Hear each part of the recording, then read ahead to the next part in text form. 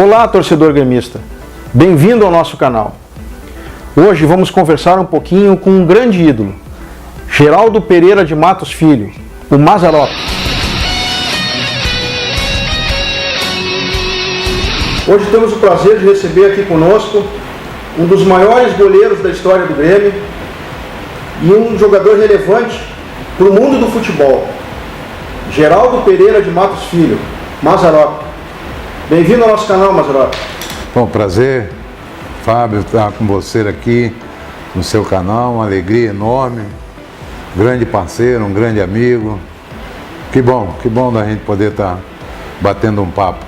Mazzaropi, me conta um pouquinho do início da tua carreira no futebol. Tu é mineiro, né? Eu sou mineiro de Além Paraíba, a minha cidade faz divisa com o Rio de Janeiro. E eu sempre gostei de futebol, jogava na minha cidade futebol amador. E um final de ano eu fui apresentado ao treinador das categorias de base do Vasco da Gama. E ele me fez o convite para fazer um teste no Vasco da Gama. E eu acabei indo ao Vasco fazer o teste. No início eu até não estava muito afim, porque eu sempre fui muito agarrado à família, à minha mãe, e aquilo para mim era uma coisa meio diferente. Mas eu acabei sendo convencido pelo meu pai e pelo meu irmão, e eu fui ao Vasco da Gama. Cheguei no Vasco dia 6 de janeiro de 1970. E ali no dia que eu cheguei, que eu botei o pé lá de dentro do Vasco da Gama, eu recebi o apelido de Mazzaropi. Como surgiu esse apelido? Esse apelido surgiu porque o Mazzaropi, ator, na época estava em evidência com seus filmes. Como eu era do interior de Minas, caipira, aí cheguei com a malinha quadradinha, com a calça pescando siri, de bota, aí os caras, chegou o Mazzaropi, o Jeca, e aí acabou ficando.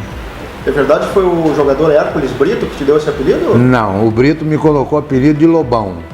Quem me colocou foi o Zé Luiz, o apelido dele era Caju, que é lá de Campo do Goitacazes, e me colocou o apelido de Mazzaropi e ficou. E como foi a tua chegada no Vasco da Gama? Quando tu chegasse, estava terminando a era do Andrada. Não, eu fiquei 5 anos na categoria de base, Fábio.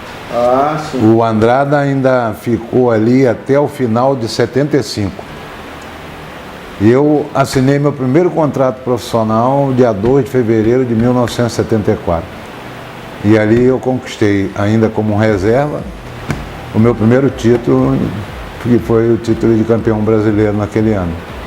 Eu fiquei alguns jogos na reserva do Andrada, naquela competição, e eu fui, dos goleiros que tinham na época, eu fui escolhido pelo Andrada para me treinar. O Andrada fez questão disso para o Mário Travalini. O Mazzaropi, eu faço questão de treiná-lo, porque o dia que eu sair você pode colocar o Mazzaropi para jogar. E foi o que aconteceu. Naquela época tu rivalizasse no início da década de 80 com o Leão também, né? Que era goleiro da seleção brasileira. O Leão chegou no Vasco em agosto de 78. Aí eu fiquei na reserva do Leão até o final do ano, e aí eu recebi o convite do Curitiba em 79, aí eu fui para o Curitiba. Aí fui campeão paranaense no Curitiba em 79, chegamos entre os 4 finalistas do Campeonato Brasileiro, fomos eliminados na semifinal justamente para o Vasco. E aí o Vasco me trouxe de volta e vendeu o Leão para o Grêmio. Para quem não conhece, o Mazzaropi não é apenas um grande goleiro. Ele é recordista mundial, está no Guinness Book como o goleiro que mais tempo ficou na história do futebol sem levar gols. Foram 1.816 minutos contabilizados e 20 partidas. Lembra desse fato, Mazzaropi? Sim, eu inclusive em 2006 eu fui a Mainz, na Alemanha, recebeu um prêmio por essa marca, que é minha, esse recorde é meu já há 42 anos. 42 anos, ele se deu no início em 15 de maio de 1977 e findou, né, dia 7 de setembro de 78. Foi mais de um ano esse recorde perdurou. Hoje se constitui em 42 anos já, que ninguém alcançou essa meta. Acho muito difícil alcançar. E tem uma curiosidade, né, Mazzaropi? Esses 1.816 gols não é maior, porque teve um jogo, não sei se tu te lembra, Vasco e Bangu. Esse jogo estava nos 41 minutos do segundo tempo, 0-0, deu uma grande confusão, num pênalti não dado para o Vasco da Gama, e o jogo foi anulado. Foi anulado e aí foi remarcado e nós vencemos por 2-0 esse jogo. Exatamente. E não foi computado nesses 1.816 minutos, Fábio, a final do Campeonato Carioca de 77, que foram 120 minutos. Os 30 minutos da prorrogação também não foram computados aí. Se nós formos computar o jogo do Bangu, né, os 90 minutos do Bangu, que foi do segundo jogo, vai né? Quase 2.000 minutos. Vai, até de... Mas olha como jogador, tu passasse pelo Vasco da Gama, Coritiba, depois viesse ao Grêmio, ainda teve passagem pelo Náutico, Figueirense e Guarani de Cruz Alta. Na reinauguração do Estádio Olímpico, tu era o goleiro do Vasco da Gama, tomou aquele gol do Baltazar, lembra? Lembro. Me diga uma coisa, como foi a tua vinda para o Grêmio? Fábio, nós fizemos um amistoso em Santa Catarina contra o Figueirense no domingo. Domingo não, terça-feira, acho. Não, domingo. E depois nós viemos para Porto Alegre para fazer um amistoso contra o Grêmio aqui. E o jogo seria na quinta-feira. E nós ficamos hospedados na concentração do Grêmio. Nós ficamos 2 dias ali, antes do jogo. E o pessoal da imprensa do Rio e o Antônio Lopes diziam para mim que o Grêmio tinha interesse na minha contratação. E eu dizia, pô, mas eu estou há 2 dias aqui dentro do Grêmio, não fui procurado por ninguém do Grêmio, por que o Grêmio tem interesse na minha contratação? E eu estava meio em litígio com o Antônio Lopes, e aí eu estava imaginando que ele estava falando aquilo para poder me agradar, né? E eu não levei muito em conta. E sempre foi o meu sonho, desde de atleta no Vasco da Gama, o meu sonho era um dia poder vestir a camisa do Grêmio. Por quê, Mazzaropi? Porque eu tenho um grande amigo meu, que nós jogamos junto 15 anos no Vasco da Gama, chamado Carlos Roberto Orrigo da Cunha, que é o gaúcho, o zagueiro. Nós jogamos 15 anos junto no Vasco da Gama, a família aqui da Tristeza, né? A família Lousada, tem lá o Babão, o irmão dele, velho Lousada.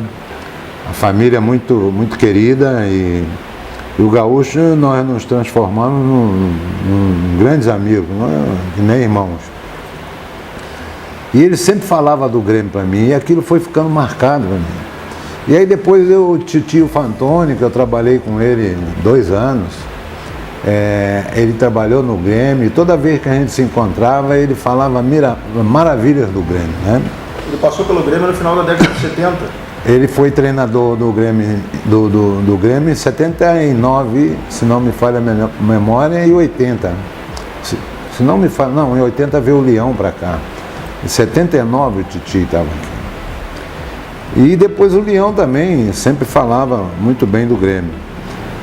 Juntando tudo isso com aquilo que o gaúcho dizia para mim, aquilo despertou esse interesse pelo Grêmio.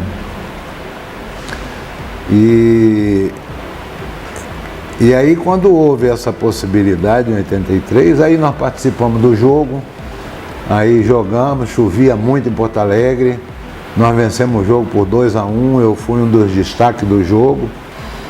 E no dia seguinte nós fomos embora e com aquele negócio, não, mas o Grêmio tem interesse, mas eu fiquei 3 dias lá e ninguém falou comigo. Aí na semana seguinte, na terça-feira, eu recebi uma ligação em casa do Paulo Angione, que na época era o supervisor do Vasco da Gama, pedindo que eu fosse lá, que ele queria falar comigo. Como o Antônio Lopes estava indo para a Arábia, eu achei que ele queria conversar comigo e me pedir para me ligar para o finado Enio Andrade, porque eu tinha trabalhado com o Enio no Curitiba, tinha sido campeão com o Enio no Curitiba e tinha falado muito bem do trabalho do seu Enio lá no Vasco quando eu retornei.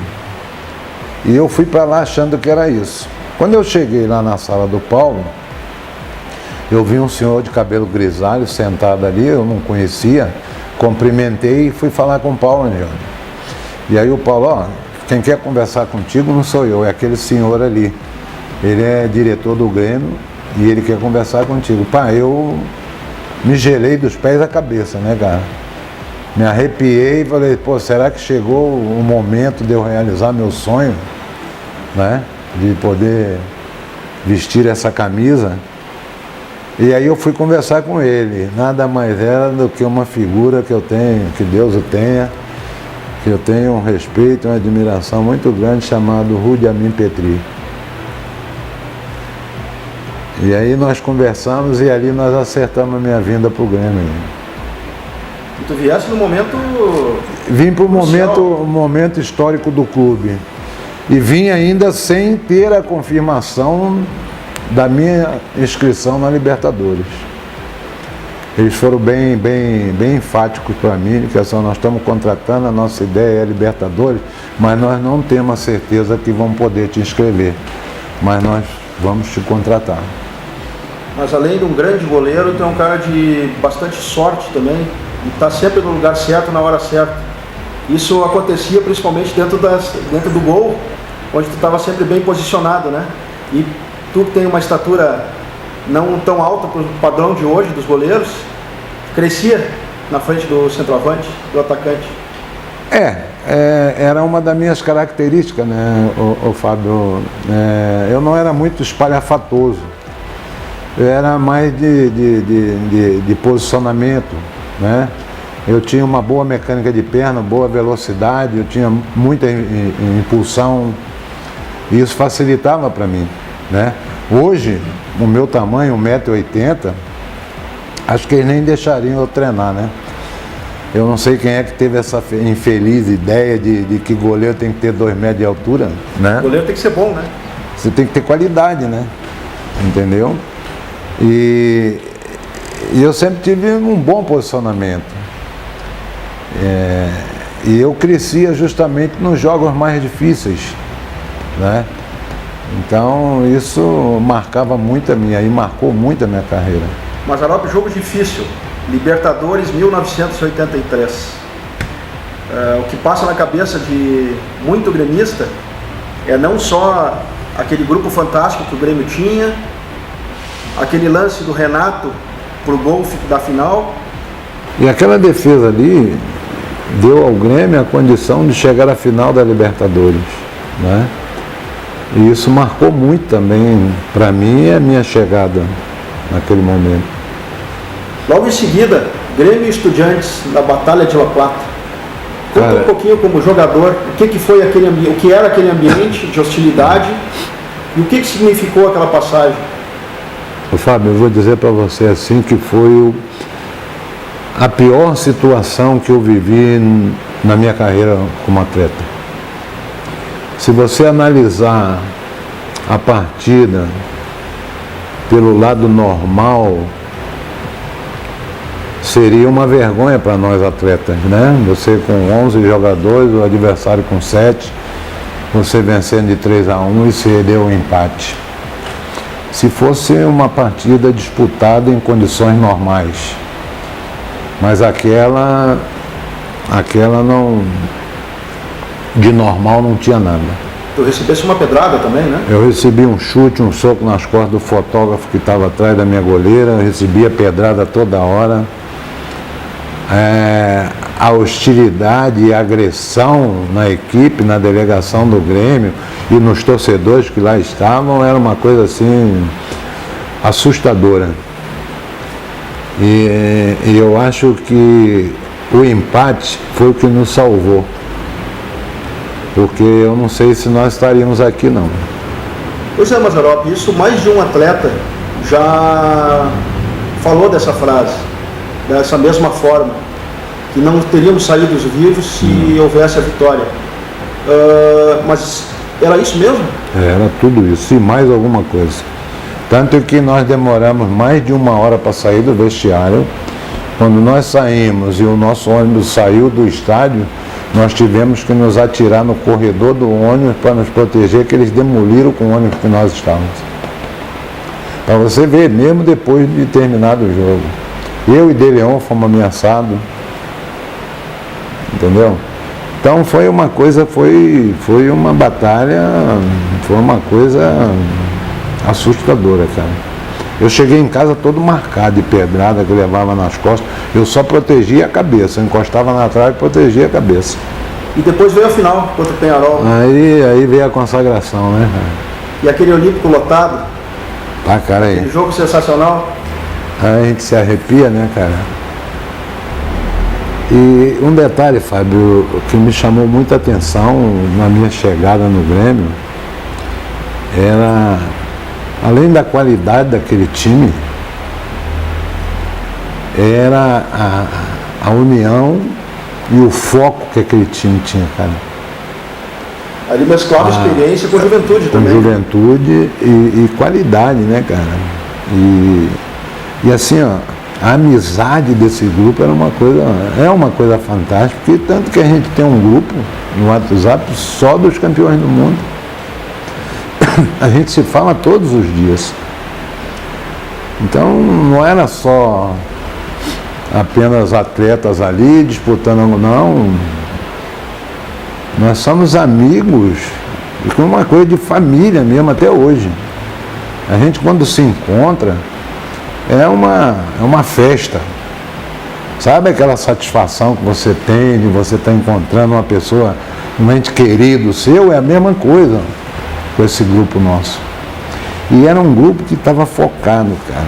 E eu entrei você se recorda bem, o vestiário do Olímpico, ele tinha uma antessala, né, onde era a sala do treinador, tinha uma antessala, que era onde fazia reuniões, e tinha um departamento médico. Nessa antessala tinha uma lousa e ela tinha uma escadinha desenhada ali.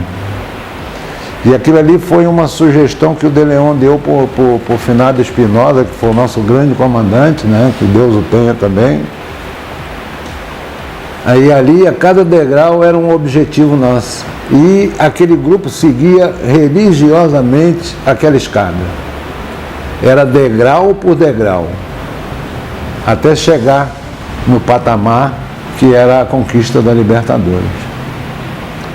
Ali você sentia que tinha um grupo, que tinha um objetivo, que não era o objetivo do grupo, era o objetivo do Grêmio, a instituição Grêmio como um todo, né?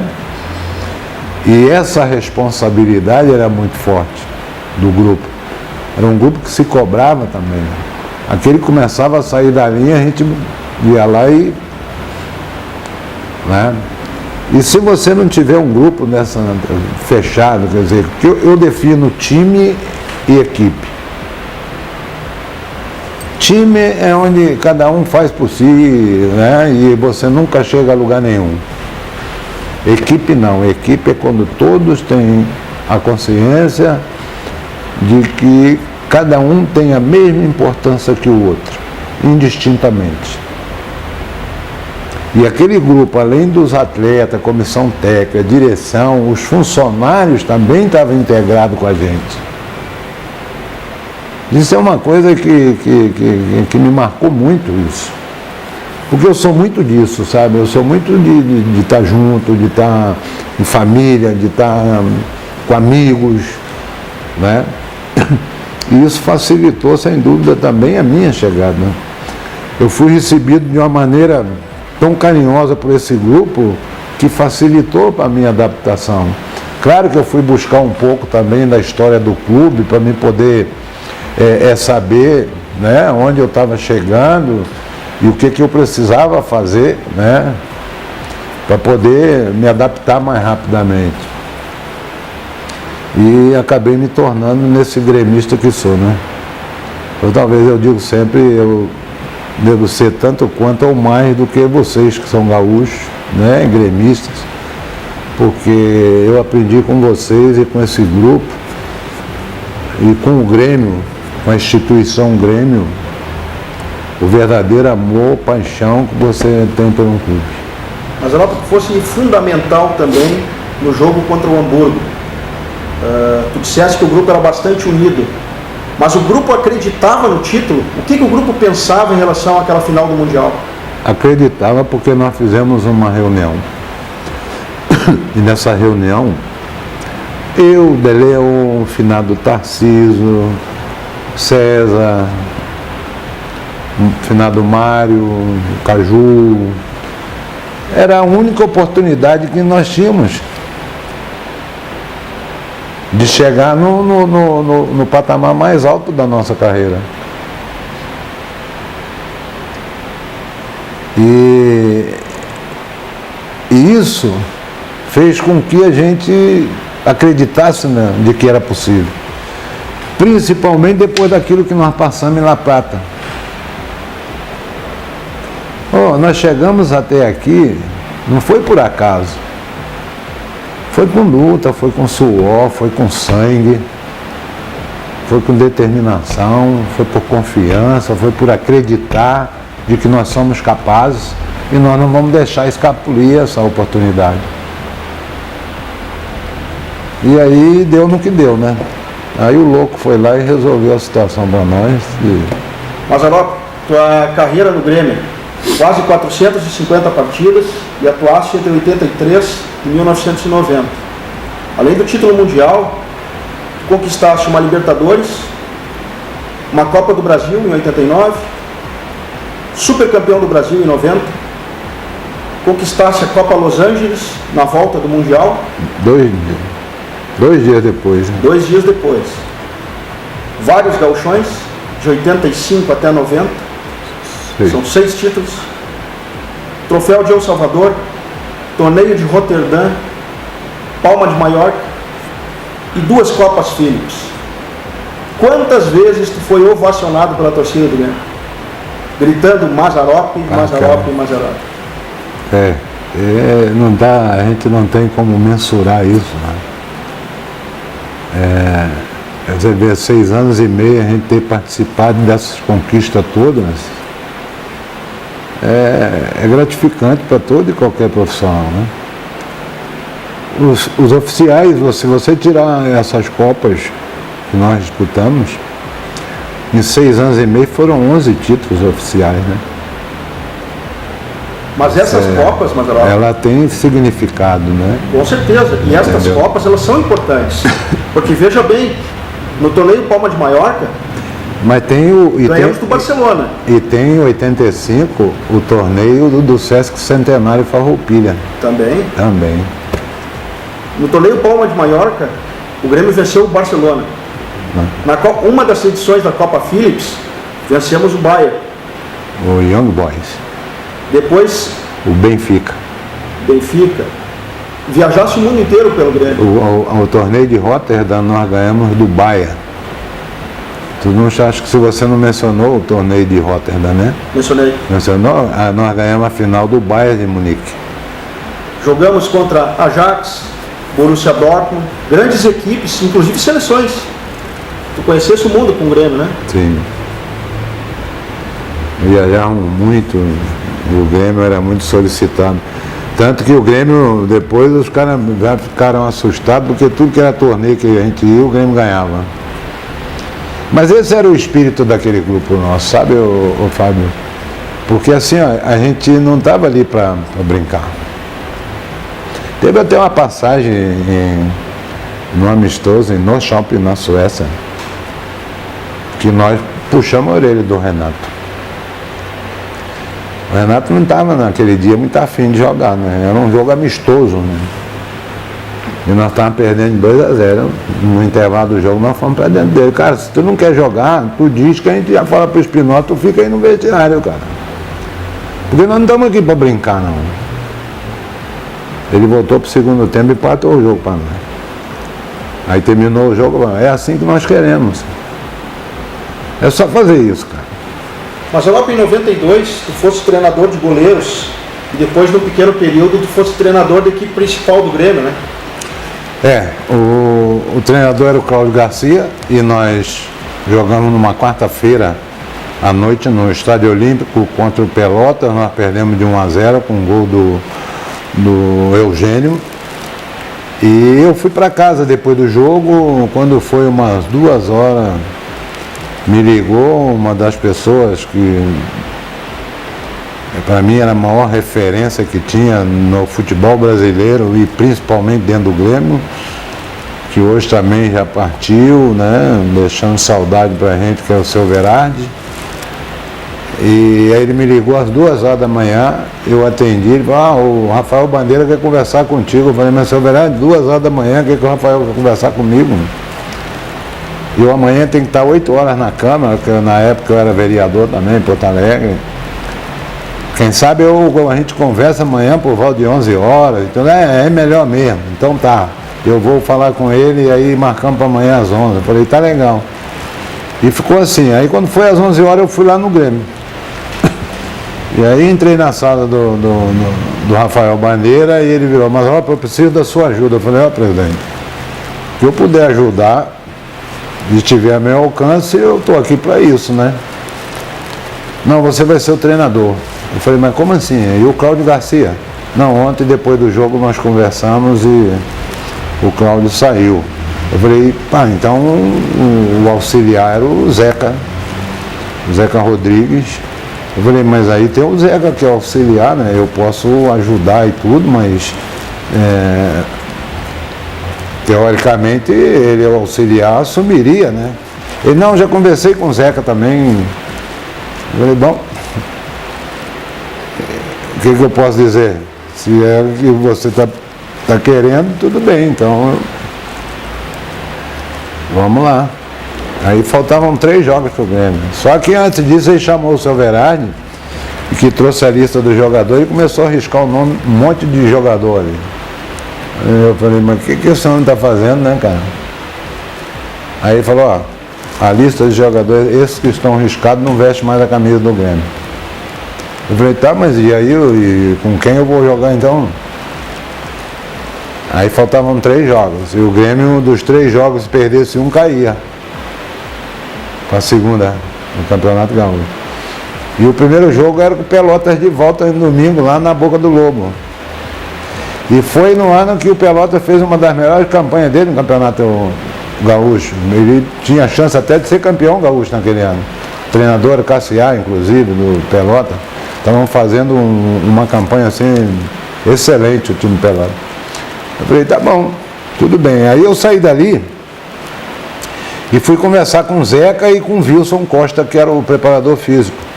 Falou, ó, treinador somos nós, né? Nós 3 que vamos comandar. Aí não tem muita coisa para fazer, porque faltam 3 jogos. Vamos treinar o quê? É domingo, 4 domingos? Não tem muita alternativa, né? Aí fomos lá no hotel conversar com o Cláudio Garcia. Aí eu fui lá saber do Cláudio, conversei com o Cláudio e tudo. Não, mas ó, tranquilo, nós conversamos ontem depois do jogo. Aí achamos melhor sair e tal. E aí eu perguntei para ele, Cláudio, o que você tinha de ideia para o jogo de domingo com relação à equipe? Aí ele me deu a ideia dele. Eu falei, ó, beleza, já é pra gente né? E ele já tinha tirado um monte de jogador também, o Rafael, né? Aí nós fomos pro treino, aí tinha o Marco Severo, tava de lado ali no Grêmio. Aí eu cheguei no Olímpico à tarde, chamei o Marco Severo. Aí fui conversar com ele, saber como é que ele estava de cabeça e tal. Ele, pá, mano, eu ando muito chateado porque eu não estou sendo aproveitado, pô, Aí eu falei para ele, parceiro, é o seguinte, eu preciso de ti. Preciso que você me ajude. Ele, pô, pode contar comigo, cara. Tu vai jogar. E eu preciso que você me ajude. Ele, não, mano, pode contar comigo porque eu tô querendo jogar, cara. Eu falei, beleza. O Juninho estava voltando de lesão. Aí nós fizemos um trabalho e tal, e na sexta-feira fizemos um coletivo, saiu gol pra caramba no coletivo. Eu falei, pô, vocês não se iludam com isso, porque o coletivo Não dá para se iludir com o coletivo, né? E eu treinei com 2 volantes na sexta-feira. Era, se não me falha a memória, era o Jandir e o Alaércio. E o Juninho treinando no time de baixo. Aí no sábado fizemos uma recreação, então aí nós viajamos, nós ficamos hospedados lá em São Lourenço. Lá no Hotel das Figueiras, em São Lourenço. Aí no domingo de manhã, eu conversando com o Zeca e com o Wilson Costa, eu disse para eles, eu vou com um volante só. Ele falou, você tá maluco, mano? Eu falei, cara, nós não temos nada a perder, cara. Nós temos que ganhar o jogo. Aí ele, tá bom, então vai, né? Faça. E aí eu entrei com um volante só e chamei o Juninho e disse para ele, parceiro, tu aguenta o rojão? Ele, pá, mas ó, vamos à luta. E botei o Juninho no time também. Aí com 20 minutos de jogo nós estávamos ganhando de 2-0. E aí o Pelota fez 2-1, né? Aí nós fizemos, logo em seguida nós fizemos 3-1 e ganhamos do Pelota 3-1. Aí o segundo jogo era contra o Inter de Santa Maria, lá em Santa Maria. Aí fomos para Santa Maria. E eu também com um volante só. E aí, 5 minutos de jogo, o Inter faz um gol, tinha uns 2 ou 3 jogadores impedidos. E eu ainda cheguei a falar com o auxiliar na época, o Bandeira, que eu não me recordo quem era na época. Eu falei com ele, pai, o impedimento, por que o senhor não deu? Ele falou, eu não estou aqui para marcar impedimento. Eu falei, mano, tá de brincadeira comigo? O negócio, então você está aí para fazer o quê, tchê? Eu falei, a coisa está armada, né? Só pode, né? Foi o que veio na cabeça, né? Claro que não tinha nada disso, né? Aí nós viramos o jogo, ganhamos de 3-1 do Inter de Santa Maria lá. E aí o último jogo era contra o Brasil de Pelotas no Olímpico. Aí nós empatamos com o Brasil e classificamos para a final do Campeonato Gaúcho ainda. Quer dizer, saímos de uma situação de desespero, que se você perde um dos jogos, você caía para a segunda divisão, e fomos para a final do Gaúcho. Aí perdemos na final para o Inter. O primeiro jogo nós perdemos 3-1 no Estádio Olímpico. O Anderson foi expulso, lateral direito. O Carlinhos saiu machucado. O Marcos Severo levou o terceiro cartão amarelo. E o Alcindo forçou também o terceiro cartão amarelo. Aí no segundo jogo no Beira-Rio, eu não tinha o Carlinhos, nem o Marcos Severo, nem o Alcindo, os 3 atacantes, os únicos atacantes que eu tinha. E não tinha lateral direito. Porque o Xará era um jogador que sempre marcou bem o Maurício. O Maurício nunca se criou em cima do Xará. Eu falei, eu tenho que segurar o Xará, porque o Maurício era um dos grandes nomes do Inter, daquele time dele, né? Eu tenho que segurar mais o Xará.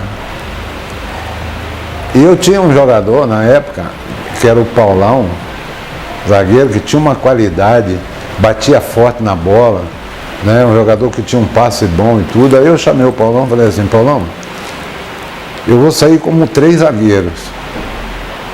Que foi o Paulão, o Wagner e o Wilson. Mas só que quando eu tiver a bola, eu quero que você seja meu lateral. Que você ataque, que você apoie, sem problema. Aí a imprensa dizendo que eu tinha inventado, que isso, que aquilo, mas não era a opção que eu tinha só. Sim. Eu não tinha alternativa. Só que como eu tinha que segurar mais o Xará, por causa do Maurício, eu tinha que ter pelo outro lado alguém que... E o único jogador para aquele lado que podia fazer aquela função com qualidade era o Paulão. Até porque o Paulão arrematava bem também, batia bem na bola e forte. Tanto que ele chegou a fazer um gol e foi anulado, né? Porque uma jogada pelo lado, até hoje não sei porque que foi anulado aquilo, que o Wilson foi na linha de fundo, cruzou e o Paulão entrou, fez o gol. Não foi o Paulão? Não, acho que foi o Mabilha até. Foi anulado o gol e aconteceram uns fatos estranhos naquele jogo, né? Porque começou com 15 minutos de jogo, apagou a luz no Beira-Rio. O time do Inter estava perdidinho dentro de campo e eu só tinha meia no meu time jogando, não tinha atacante, não tinha nada, né?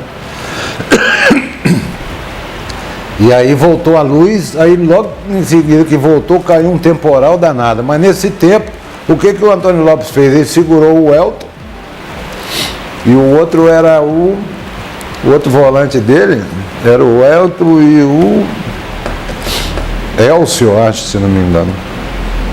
Não me lembro bem agora o outro volante.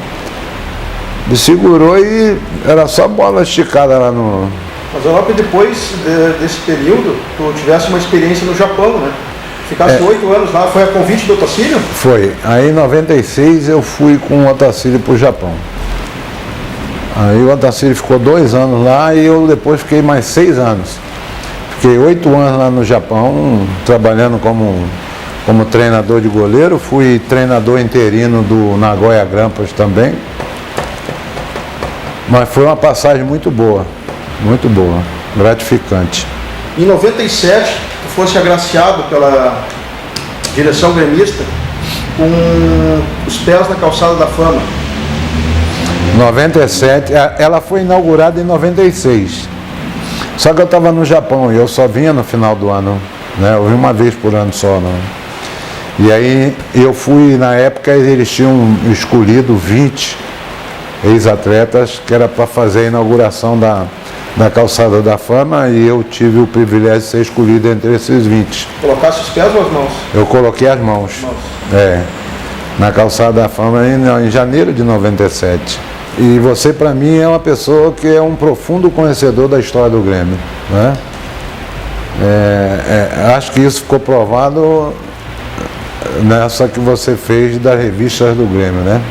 Muito obrigado, Mazzaropi. Então, assim, eu acho que você realmente conhece a fundo a história do Grêmio. Muito obrigado. E eu que agradeço essa oportunidade que você está me dando de estar aqui contigo, participando para encerrar, do seu canal. Eu vou te pedir uma assinatura, um cartãozinho que tu já conhece, mas que eu quero que vire símbolo aqui do canal, para que as pessoas possam curtir também.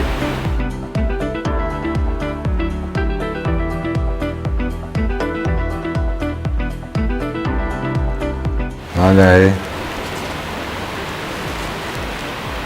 Mazzaropi, muito obrigado pela entrevista. Eu que agradeço.